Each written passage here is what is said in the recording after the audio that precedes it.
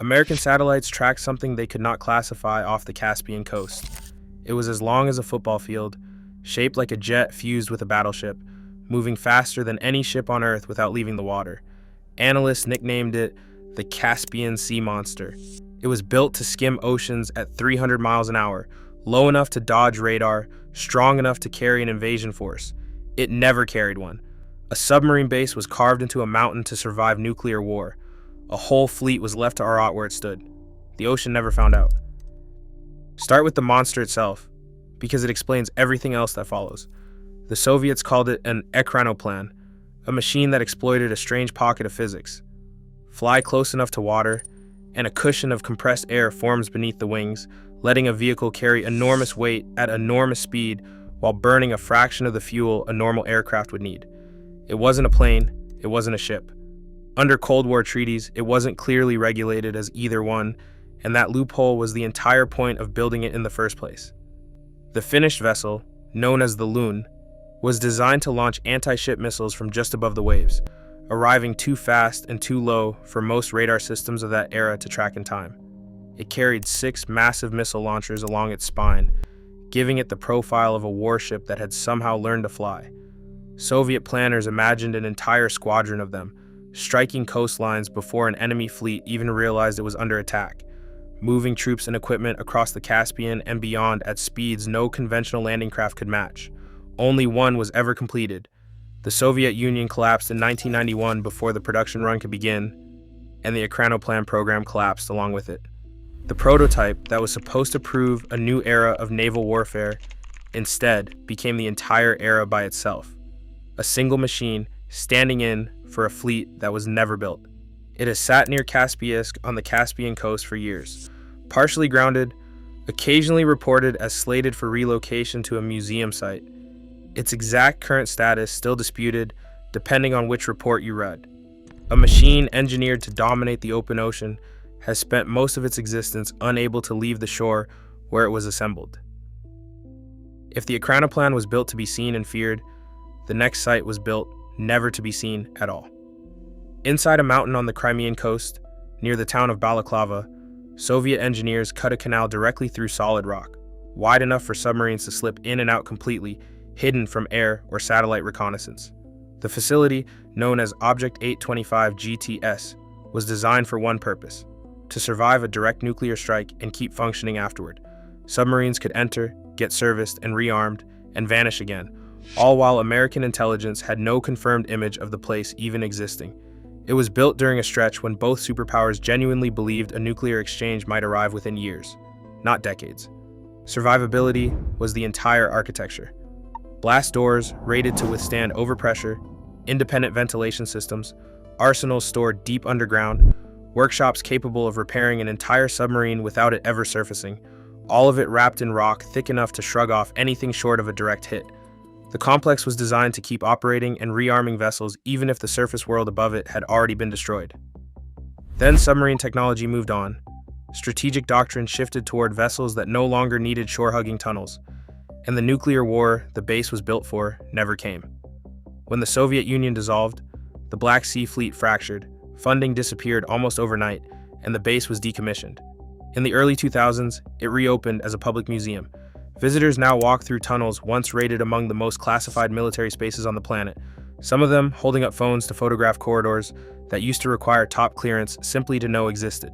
A shelter engineered to outlast nuclear war is now toured on a ticket.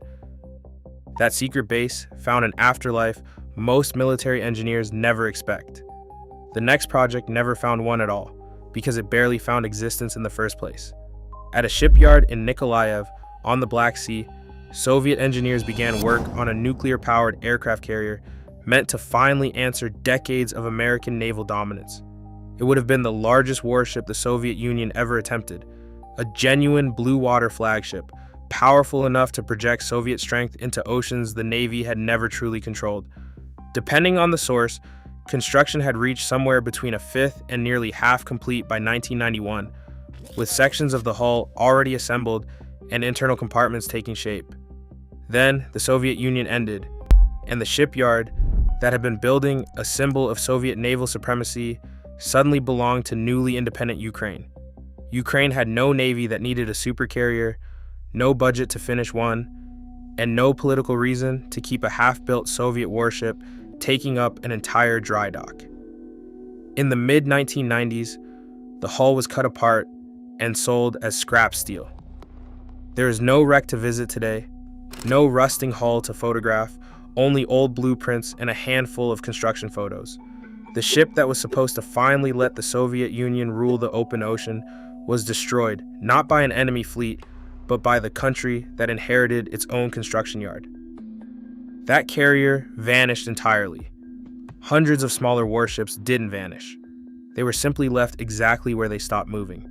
Across naval yards and bays, in the Russian Far East, from the waters near Kamchatka to the ports around Vladivostok, decommissioned Soviet submarines and surface ships were mothballed after the collapse, still bearing their hull numbers and faded pennant markings, slowly listing and rusting in place year after year, while nobody with the authority or the budget came to finish the job of retiring them properly. This was the Pacific-facing half of the same blue water ambition that produced the abandoned carrier, a fleet meant to counter American naval power across an entire ocean, left to counter nothing at all. Russia inherited the ships, but not the money to responsibly decommission them. Proper disposal is expensive and technically demanding, especially for anything nuclear-powered, since reactors have to be carefully removed and stored, rather than simply cut apart with the rest of the hull. So for years, vessels sat moored, some slowly leaking fuel into the harbors around them, prompting concern from environmental groups about contamination, though the scale and specifics at individual sites remain disputed. Some ships have since been scrapped through cleanup efforts, partly supported by international programs. Others, according to more recent reporting, are reportedly still sitting there. A fleet engineered to project strength across the entire Pacific ended up unable to keep itself above the waterline in its own home harbor. Those ships failed because the money simply disappeared overnight. The next objects failed for a stranger reason. Almost nobody wanted to admit, even to themselves, how dangerous they had quietly become out on the ice. Scattered along Russia's Arctic coastline, in numbers commonly estimated in the hundreds but never precisely confirmed, the Soviets installed unmanned lighthouses powered by radioisotope thermoelectric generators, devices that use the same basic principle as a nuclear reactor to produce heat and light for decades without a single human visit. The idea was automation on a scale nobody else had attempted. Guide shipping along an enormous, largely unreachable coastline without needing to station a single keeper anywhere near it. For a while, it worked exactly as intended, quietly guiding ship traffic along a coastline too vast and too remote for any human lighthouse keeper to reasonably staff. Then the Soviet Union ended, funding for maintenance and monitoring disappeared, and many of these generators were left unsecured in remote locations nobody was actively checking on anymore. In several documented cases, scrap metal scavengers who had no idea what they were looking at pried into the housings, searching for valuable metal, and found a radioactive core waiting inside instead. International cleanup programs involving Russia and neighboring countries like Norway have removed and secured a large number of these generators over the following decades, though the full scope of what still remains out there is uncertain. A device engineered to protect sailors by guiding them safely home quietly became one of the more dangerous objects sitting on the Arctic coast. That was a hazard disguised as a beacon. The next vessel wasn't hidden at all. It was Soviet nuclear ambition's proudest achievement, and it is still floating today. In Murmansk, on Russia's Arctic coast, sits the Lenin, the world's first nuclear-powered surface ship. It wasn't built for war. It was built to physically break a path through Arctic ice, the flagship of a dream to turn the frozen top of the world into a working shipping corridor connecting Europe to the Pacific. The ambition behind it was enormous. A year-round northern sea route that would cut shipping distances between Europe and Asia dramatically, avoid the choke points of routes further south, and prove that Soviet nuclear engineering could tame one of the most hostile environments on the planet. And on a technical level, the Lenin actually delivered.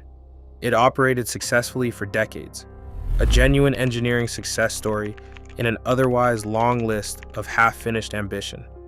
But the larger dream built around it never fully arrived. The Northern Sea Route never became the heavily trafficked global shipping corridor Soviet planners had envisioned. For most of the 20th century, it stayed a marginal, difficult, seasonal route rather than the year-round highway across the top of the world that had justified building a nuclear icebreaker in the first place. Today, the Lenin sits permanently docked in Murmansk as a museum ship. The one vessel in this entire story that actually worked exactly as designed is now a monument to a route the world still mostly avoids using. That icebreaker ruled the ice around it for decades, doing its job quietly while the grander vision around it stalled. The strangest ending in this whole story isn't about a ship losing its sea, though. It's about an entire sea disappearing out from under the ships that once ruled it completely, without warning and without any enemy involved. In the town of Muynak, in what is now Uzbekistan, full-sized fishing trawlers sit upright in open desert sand, hundreds of kilometers from any visible water. They didn't sink. They didn't wreck. They simply stopped. One day, because the sea they had been floating on stopped coming back the way it always had. Muynak had been built up into a major Soviet fishing port, complete with a cannery and a fleet large enough to help feed the entire USSR. At the same time, a completely separate Soviet ambition was underway hundreds of miles inland. Massive irrigation projects diverting the rivers that fed the Aral Sea, redirecting that water to fuel enormous cotton agriculture across Central Asia. Both projects were built on the same unspoken assumption, common across Soviet central planning, that the system could reshape geography however it needed to, and the natural world would simply adjust itself to the plan without pushing back. Starting in the 1960s, the sea began shrinking. It didn't stop shrinking. By the late 20th century, Muynak's harbor sat dozens of kilometers from any water at all, and its entire fishing fleet was stranded exactly where the retreating tide had last touched it. Today, those trawlers remain in the sand as one of the starkest images connected to what is now documented as one of the largest human-caused ecological disasters of the 20th century. A shrinking sea that some scientists have compared in scale to a slow-motion continental drought. Every other location in this story is a machine, a base, or a fleet that failed to reach an ocean or hold on to one. This one is different. This is a fleet that once completely ruled at sea, in full working order, doing exactly what it had been built to do. And then, the sea itself left first. No enemy ever defeated this particular ambition. No war, no funding collapse, no shifting military strategy. Geography simply reversed itself much faster than anyone in Moscow had ever planned for. Look at all of it together, side by side, and a clear pattern starts to surface almost immediately. A hidden weapon that never left the shore it was launched from. A nuclear bunker turned into a ticketed tour. A carrier that disappeared into scrap metal before it ever floated. A fleet abandoned in its own harbor, slowly sinking under its own weight. A network of quiet nuclear hazards scattered across the Arctic coastline. One ship that actually worked, now docked as a monument to a route almost nobody uses. And a fleet that once ruled its sea completely, right up until the moment the sea itself walked away. None of these were built by accident. Each one is physical proof of a future the Soviet Union was absolutely certain was coming. A war it expected to survive. An ocean it expected to dominate. A shipping route it expected the entire world to eventually use. A sea it expected would always simply be there waiting for its fleet. The regimes changed. The money disappeared almost as fast as it had been spent. The ice routes stayed nearly empty for decades after the ships that were meant to fill them were finished. And in the most extreme case of all, the water itself simply stopped arriving one year and never came back at all. The ocean never had to defeat a single one of these machines. Not with weapons, not with weather, not with any kind of force at all. It just had to leave.